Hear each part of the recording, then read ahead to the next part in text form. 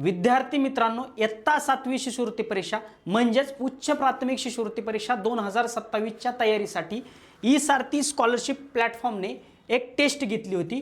या टेस्टच्या माध्यमातून विद्यार्थ्यांना मोफत ॲडमिशन मिळू शकतात असं सांगितलं होतं। म्हणजे तुम्हाला जसे गुण मिळणार, म्हणजे जास्त गुण जास्त स्कॉलरशिप, अशा पद्धतीने जी काय आपण एक स्कॉलरशिप टेस्ट घेतली होती त्या माध्यमातून विद्यार्थ्यांना आपण जसा स्कॉलरशिप परीक्षेचा तुमचा पेपर असतो, म्हणजे अगदी डिक्टो म्हणजे तशाचा तसा पेपर असतो, म्हणजे मराठी विषय असतो, इंग्रजी विषय असतो, गणित असते, बुद्धिमत्ता चाचणी, अशाच पद्धतीने एक 50 प्रश्नाचा आणि 100 मार्काचा एक पेपर तयार केला होता।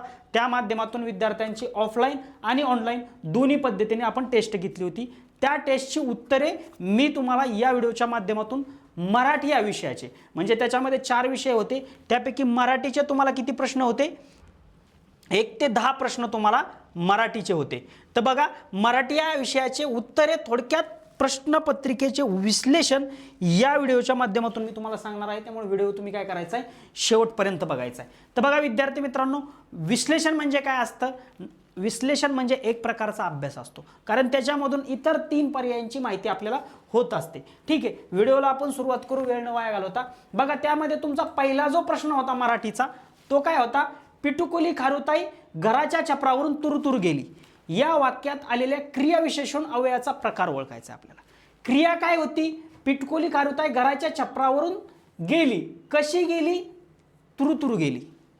म्हणजे ज्या वेळेस क्रिया कशी झाली, हळूहळू, तुरुतुरु, पटकन, ती असती रीतिवाचक। मग या प्रश्नाचं काय उत्तर आहे? रीतिवाचक क्रियाविशेषण अवयव। आता कालवाचक असतं तर कधी गेली, कधी गेली। परिमाणवाचक असेल तर थोडी गेली, ठीक आहे, थोडी गेली, जास्त गेली, म्हणजे परिणाम, परिमाण। आणि स्थळवाचक म्हणजे कुठे गेली, तिथे गेली, वर गेली, खाली गेली, अशा पद्धतीने। मग या ठिकाणी तुरुतुरु गेली म्हणजे कशी गेली?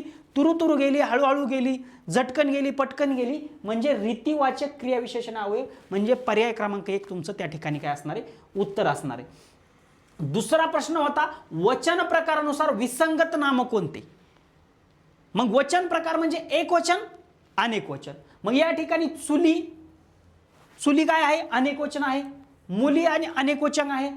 जुली हे सुद्धा अनेक वचन आहे। मग फुली हे एक वचन आहे। ठीक आहे, म्हणून याचं उत्तर जे असणार आहे पर्याय क्रमांक 4 फुली हे याचं ठिकाणचं उत्तर असणार आहे। तिसरा प्रश्न काय होता? पुढीलपैकी पुल्लिंगी नाम कोणते? या ठिकाणी पुल्लिंगी नाम ओळखायचं आहे तुम्हाला। पाकळी मी प्रत्येक वेळेस सांगत असतो, तो किंवा ती लावून बघायचं।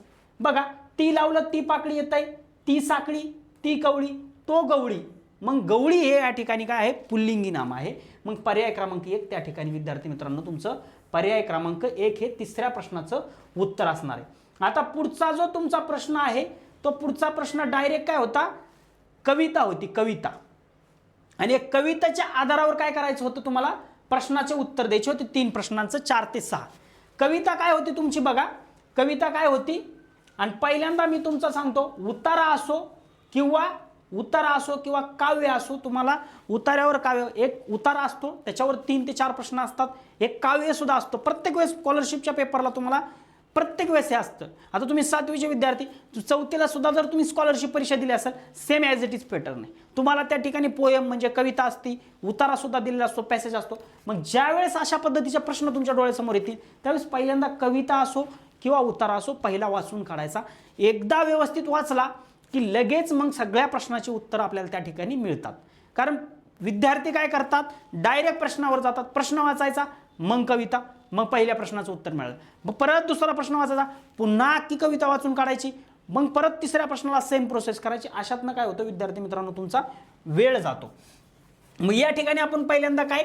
कविता बघा, कविता काय आहे? नदी किनारी लवून पिंपळ बघतो, पाण्यात अनपर्णाची जलराणीवर उधळी बरसात, लतालतांवर खोलून बसली फुले अंतरंग, लुटण्या ते मधुकोश रुंजती भोवताली भृंग, कडे कपारीवरून दौडत निर्जर हा आला, कुजबुज काही करी नदीच्या बिलगे हृदयाला, आकाशातून घनश्याम आळवती धरणीला, आणि सखीच्या गळ्यात घालती मोत्यांच्या माळा, कणाकणातून घ्या कानोसा अवघ्या सृष्टीत, ऐकू येईल सुखमय मंगल प्रेमाचे गीत। बघा, ग्रह ताऱ्यांचे रास नृत्य हो गगनी दिनरात, पक्षापरी सृष्टीचे दडे प्रेमाच्या घरट्यात, अशी आहे कविता। मग बघा आता प्रश्न सोडवायला डायरेक्ट आपण काय करायची सुरुवात करायची. पहिला प्रश्न घ्यायचा. पहिला प्रश्न काय बघा, म्हणजे 4 नंबरचा प्रश्न, कवितेतील वर्णनानुसार विसंगत पर्याय कोणता? विसंगत पर्याय म्हणजे कवितेत नसणारा पर्याय कोणता बघा. 4 नंबर प्रश्न, कडेकपारीतून धावणारा झरा आहे, फुलांभोवती रुंजी घालणारा भृंगा उल्लेख झालेला आहे, नदीवर पानांची बरसात करणारा पिंपळ आहे, धरतीला आळवणारा सूर्य, धरतीला आळवणारा सूर्य हा शब्द आहे, धरतीला आळवणारा हा शब्द आहे पण सूर्य शब्द नाही. बघा या ठिकाणी आकाशातून घनश्याम आळवती धरणीला आहे, धरणीला आहे, धरती मातीला आहे, सूर्याला नाही. म्हणून विसंगत पर्याय तुमचा काय असणार आहे? 4 नंबरचा तुमचा प्रश्न पर्याय तुमचं उत्तर असणार आहे धरतीला आळवणारा सूर्य. ठीक आहे, पुढचा प्रश्न बघू आपण. पुढचा प्रश्न 5 नंबरचा प्रश्न, रात्रंदिवस आकाशात अवकाशात रास नृत्य कोण करतं? सरळ सरळ उल्लेख आलेला आहे, सरळ सरळ. पहिलाच पर्याय बघा, पहिलाच ग्रहतारे. रात्रंदिवस अवकाशात रास नृत्य कोण करते? ग्रहतारे. बघायचं तुम्हाला, तुम्ही तुमच्याजवळ प्रश्नपत्रिका असेल बघा, ग्रहताऱ्यांचे रास नृत्य हो गगनी दिनरात. पुढचा बघा, पुढचा प्रश्न बघा, वरील कवितेत कोणत्या अर्थाचा शब्द आलेला नाही? कोणत्या अर्थाचा शब्द आलेला नाही? अंतर म्हणजे काय असतं? अंतरंग. मग अंतरंग आलाय का? आलेला आहे. हार म्हणजे काय? माळा, फुलांच्या माळा शब्द आलेला आहे. ठीक आहे, नंतर वृक्ष आलेला आहे, पिंपळाचं झाड म्हणजे वृक्षाचा उल्लेख आलेला आहे. कवन म्हणजे काय? कविता किंवा काव्य याचा उल्लेख आहे का? नाही. मग पर्याय क्रमांक 4 तुमचं कवन हे उत्तर असणार आहे. ठीक आहे, त्यानंतर पुढचा 7 नंबरचा प्रश्न काय? 7 नंबरचा प्रश्न बघू आपण.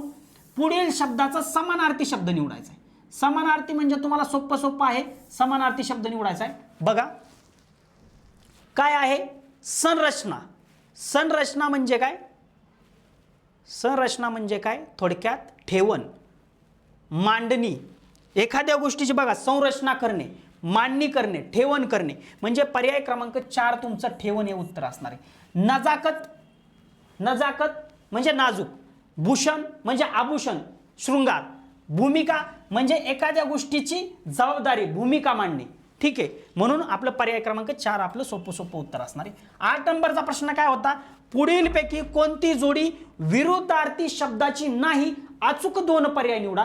प्रश्नपत्रिकेत कायम लक्षात ठेवा, तुमच्या स्कॉलरशिप परीक्षेमध्ये कधी कधी एखाद्या प्रश्नामध्ये 2 पर्याय निवडायचे असतात, 2. मग पण तिथं सूचना दिलेली असते 2 पर्याय निवडा म्हणून. मग या ठिकाणी तशी सूचना आहे, अचूक 2 पर्याय निवडा. मग आता 2 पर्याय निवडायचे आहेत. विरुद्धार्थी शब्दाची जोडी नाही. सादृश्य आणि अदृश्य आहे का?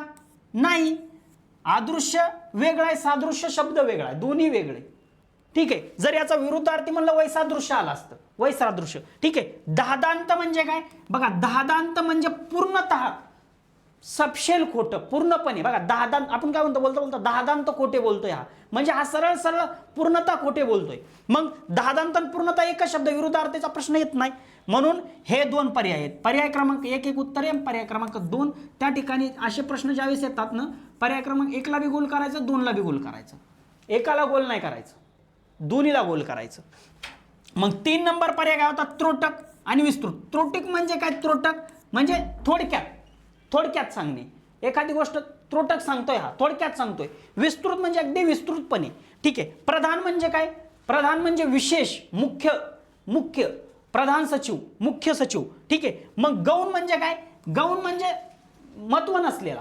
ठीक आहे, मी विरुद्धार्थी आहे. मग पर्याय क्रमांक 1 आणि पर्याय क्रमांक 2 या ठिकाणी काय असणार आहे? तुमचं उत्तर असणार आहे. ठीक आहे, मग आता 9 नंबरचा प्रश्न काय होता बघा. 9 नंबरचा प्रश्न आहे, दुर्बल व क्षीण मनुष्य, दुर्बल व क्षीण मनुष्य या अर्थाचा योग्य अलंकारिक शब्द पर्यायातून निवडायचा आहे. ठीक आहे, अलंकारिक शब्द म्हणजे त्याला भूषण देणारा शब्द. ठीक आहे, मग कोणता आहे बघा. भेंडीची भाजी म्हणजे काय? भेंडीची भाजी म्हणजे काय? थोडक्यात आपण उपमा कशाला देतो? लिळमिळा, लिचपीचा माणूस म्हणजे मिळमिळा, आपण ज्याला म्हणतो हे मिळमिळेलय म्हणजे भेंडीची भाजी म्हणजे मिळमिळ. ठीक आहे, अस्तनीतला निखारा, अस्तनीतला निकारा आहे का दुर्बल वशीन मनुष्य? नाही. लठ्ठम भारती आपण कोणाला म्हणतो? जाड माणसाला. काय लठ्ठम भारती तू म्हणजे जाड मनुष्य असणारा. ठीक आहे. पाप्याचे पितर म्हणजे एकदम संपलेला. आपण ज्याला म्हणतो पाप्याचे पितर, संपलेला, क्षीण, दुर्बल मनुष्य, संपलेला मनुष्य, पाप्याचे पितर. म्हणून पर्याय क्रमांक 4 या ठिकाणी त्याचं काय असणार आहे? उत्तर असणार आहे. 10 नंबरचा प्रश्न काय आहे बघा. वाक्यप्रचार व त्याचा अर्थ असणाऱ्या जोड्या दिल्या आहेत, त्यापैकी अयोग्य जोडीचा पर्याय आपल्याला निवडायचा आहे. ठीक आहे. मग या ठिकाणी बघा, कंठ फुटणे, आवाज उमटणे नाही, जीवाची बाजी लावणे, जीव धोक्यात घालणे, मनावर मळब येणे, बरोबर आहे बघा. हे पण बरोबर आहे. कंठ फुटणे, आवाज उमटणे, जीवाची बाजी लावणे म्हणजे जीव धोक्यात घालून काम करणे, मनावर मळब येणे म्हणजे निरुत्साह वाटणे, हरिहर करत बसणे, हरिहरी करत बसणे म्हणजे नामस्मरण. हरिहरण म्हणजे तुम्ही शब्दानिशी वाक्यप्रचाराचा अर्थ घेऊ शकत नाही. तुम्हाला वेगळा अर्थ हरिहरी करत म्हणजे मोकळा बसणे, मोकळा बसला. आपण म्हणतो काय करतोय, काय नाही, हरिहरी करत बसलोय. हरिहरी करत बसलो म्हणजे खरंच देवाचं नाव घेतो नाही. हरिहरी करत म्हणजे निवांत आहे, मला काय काम नाही, मी रिकाम आहे.